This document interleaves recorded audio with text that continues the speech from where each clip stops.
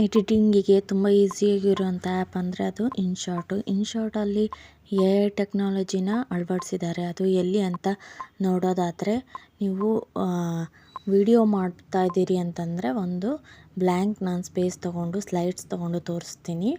Blank slide ತೊಗೊಂಡಿದ್ದೀನಿ. ಆ length ಸ್ವಲ್ಪ ಎನ್ಲಾರ್ಜ್ ಮಾಡ್ಕೊತೀನಿ. ಎಷ್ಟು ಬೇಕೋ ಅಷ್ಟು ನೀವು ಕೂಡ ಎನ್ಲಾರ್ಜ್ ಮಾಡ್ಕೋಬೋದು. ಹಾಗೆಯೇ ಮ್ಯೂಸಿಕ್ ಅಂತಿದೆ, ಎಫೆಕ್ಟ್ ಅಂತ ಇದೆ, ಹಾಗೆಯೇ ರೆಕಾರ್ಡಿಂಗ್ ಅಂತಿದೆ, ಎ ಐ ಸ್ಪೀಚ್ ಅಂತ ಇದೆ. ನಾನಿವತ್ತು ಹೇಳಿಕೊಟ್ಟಿರೋದು ಎ ಐ ಸ್ಪೀಚ್ ಬಗ್ಗೆ ಹೊಸದಾಗಿ ಇನ್ಕ್ಲೂಡ್ ಮಾಡಿದ್ದಾರೆ. ಇದನ್ನು ಸೈನ್ ಇನ್ ಮಾಡಿಕೊಂಡು ಪೇಡಾಗಿ, ಅಂದರೆ ಇದಕ್ಕೆ ದುಡ್ಡಿರುತ್ತೆ, ದುಡ್ಡು ಕಟ್ಬಿಟ್ಟು ನೀವು ಯೂಸ್ ಮಾಡ್ಕೋಬೋದು. ಬೇರೆ ಬೇರೆ ಥರ ಸೌಂಡ್ಸು ನೀವು ಇಲ್ಲಿ ಕ್ಯಾರೆಕ್ಟರ್ಸ್ ಇರುತ್ತೆ, ಬೇರೆ ಬೇರೆ ಸೌಂಡಿನ ಕ್ಯಾರೆಕ್ಟರ್ಸು, ಅದನ್ನು ಯೂಸ್ ಮಾಡಿಕೊಂಡು ನೀವು ವೀಡಿಯೋದಲ್ಲಿ ಅಳವಡಿಸ್ಕೋಬೋದು.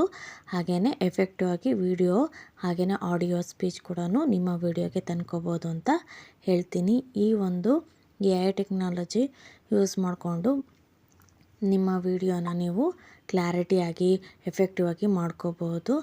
ವ್ಯೂಸ್ ಕೂಡ ಜಾಸ್ತಿ ಮಾಡ್ಕೋಬೋದು ಅಂತ ಹೇಳಲಿಕ್ಕೆ ಇಷ್ಟಪಡ್ತೀನಿ. ಈ ವಿಡಿಯೋ ನಿಮಗೆ ಇಷ್ಟ ಆಗಿದೆ ಅಂತ ಅಂದ್ಕೊತೀನಿ.